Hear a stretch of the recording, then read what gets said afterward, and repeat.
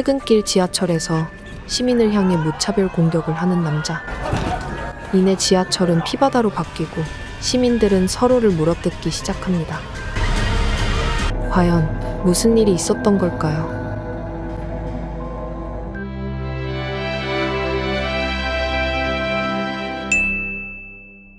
20대 커플이자 풋풋한 사랑을 나누던 짐과 캣은 그날도 평범하게 잠에서 깨어나 사소한 문제로 다투며 각자 아침 출근 준비를 합니다. 유튜브와 인터넷에서는 갑자기 발생하여 유행하는 신종 바이러스에 관한 뉴스들이 쏟아졌죠. 그런 뉴스를 흘겨넘긴 짐은 건너편 건물 옥상에서 이상한 할머니를 목격하게 되고, 看到什么？你垃圾可以不要每次都乱丢吗？哪有要紧，小可代志。看医生啦。 옆집 아저씨와 간단한 인사를 나눈 채 캣의 직장에 데려다주는 짐.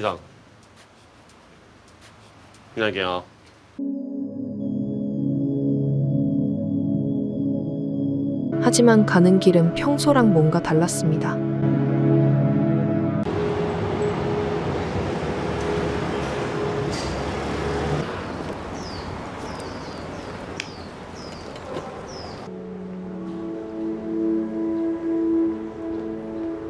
그렇게 무사히 그녀를 데려다준 그는 자주 가는 단골 식당에 들러 인사를 나누고 있었죠.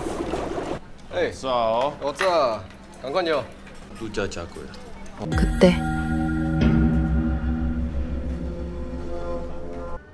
아까 옥상의 할머니가 식당에 찾아와 사람을 공격하기 시작하고,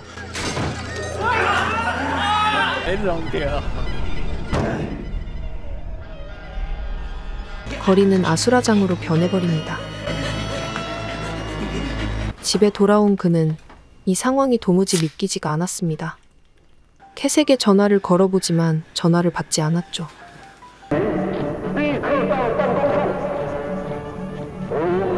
그런 그의 뒤에 옆집 아저씨가 다가옵니다. 커다란 흉기에 짐은 손가락 몇 개를 절단당하고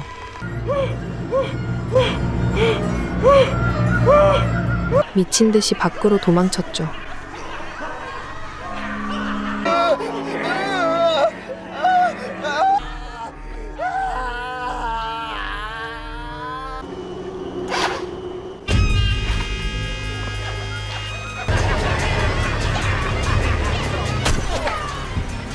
한편 퇴근 지하철에서 진격의 거인을 읽으며 돌아오던 캣은 옆자리 아저씨가 심하게 추근덕거려 극한의 스트레스를 받고 있었죠. 我们常常在捷运碰到你。我已经说了，叫你不要烦我了。说我性骚扰。 그때 지하철에 이상한 남자가 타며 분위기는 완전히 뒤바뀌고,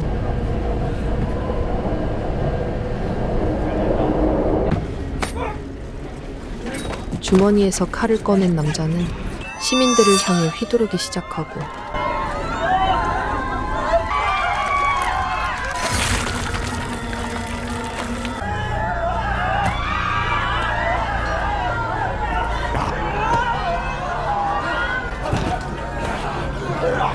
감염된 그와 접촉한 사람들 역시 조금씩 연달아 감염되며 말 그대로 지옥철이 되어버립니다. 闭嘴！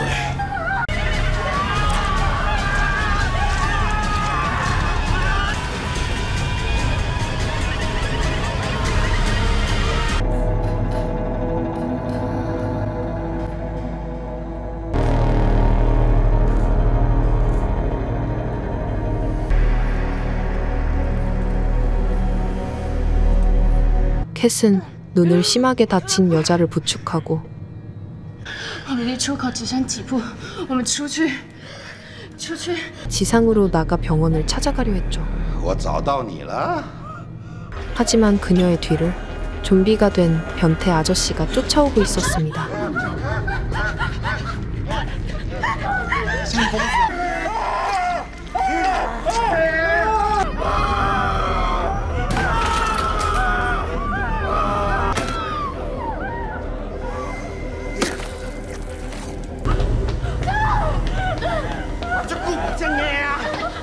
지하철 입구가 봉쇄되기 전 겨우 탈출한 두 사람. 待会儿见了。 그 시간 남자친구인 짐은 캣을 찾기 위해 고군분투하며 그녀를 찾아 나섰지만 큰 길은 버려진 차들로 꽉 막혀버려 조금 우회하는 길을 선택해 도심으로 가고 있었습니다. 我想到了。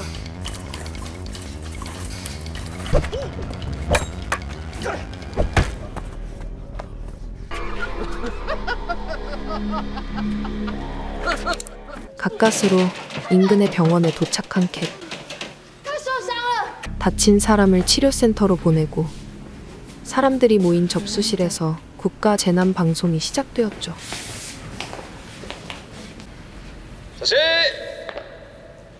全国的居民同胞， 바이러스를 극복하자는 틀에 박힌 문구와 함께 고위급 인사들도 좀비가 되는 모습이 생방송에 그대로 나오고 맙니다.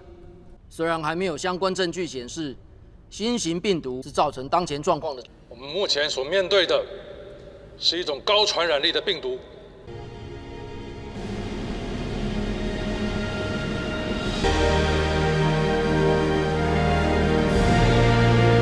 시민들의 멘탈이 터졌을 그때 캣은 자신을 끝까지 따라온 변태 좀비를 목격하고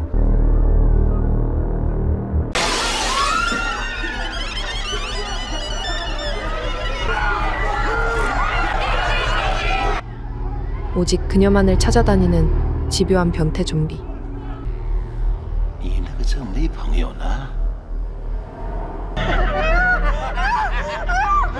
한편 몸을 숨기고 있던 캣은 드디어 남친과 전화 연결에 성공하고 在哪？你有没有怎么样？ 冷静一下，现在路都封住了，我要绕一下路，等下到我就打给你，我到我再跟你讲。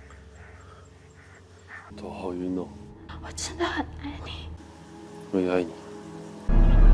꼭 다시 만나자 약속한 이들. 이제 이 병원의 생존자는 보이지 않았죠.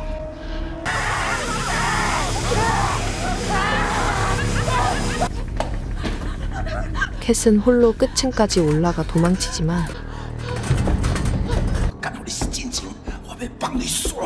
끈질긴 변태 좀비는 끝까지 따라왔고 你想讲迄个大裤带已经无代志啊？ 빡칠 대로 빡친 그녀는 결국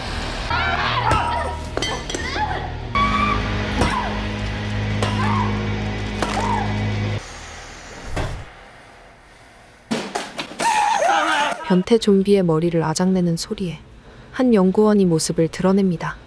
过去淋浴那边，水管上面有手铐，把自己铐起来。 그는 유튜브에 나왔던 박사였죠. 캣이 감염되었을지도 모르니 우선 그녀에게 수갑을 채우고 물을 틀어줘 피를 모두 씻어내게 합니다. 你自己想办法啊。可能你本身有抗体，80-90%的几率。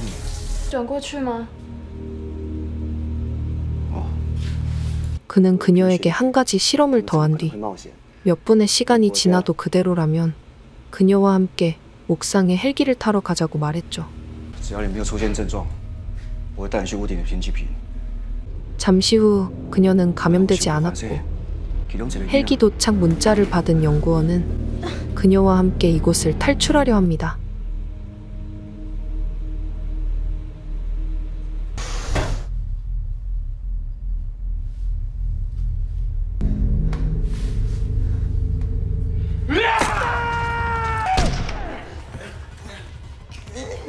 좀비의 습격을 받아 연구원을 부축한 채 도망치던 그녀. 이윽고 캣의 눈앞에 짐이 나타납니다. 하지만 그는 좀비가 된 상태였죠. 谢谢你照顾我们家凯婷。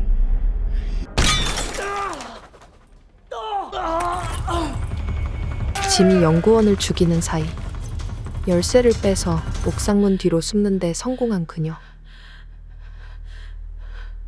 感觉好快乐，要我的时候，我一定要找到你。看我，我真的很爱你。 결국 마지막 인사도 못한 채 옥상으로 올라가는 그녀. 하지만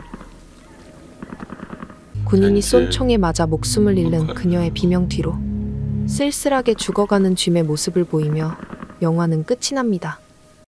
이번에 소개드린 영화는 곡비라는 영화입니다.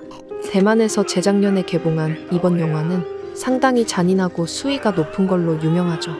좀비들의 형태나 구성이 일본의 좀비 영화 I am 히어로와 비슷하다는 느낌이 많이 듭니다. 한 가지의 뚜렷한 인간 일대의 기억을 가지고 움직이는 바이러스라는 점이 굉장히 비슷하죠. 국내에는 아쉽게 개봉되지 않았고 여기서 보여드리지 못한 잔인한 장면이 굉장히 많기에 어느 정도 고어물을 즐길 수 있는 분들이라면 괜찮지만 무턱대고 보다간 적잖이 충격을 받으실 수도 있을 것 같아요. I am 히어로를 재밌게 보셨던 분들에게는 아무런 거리낌 없이 볼 수 있는 영화일 거예요. 대만 영화지만 중국어 쓰면서 달려오니까 진짜 개무서웠어요. 오늘도 시청해주셔서 너무나 감사드립니다. 모두들 즐거운 밤 보내시길 바랍니다.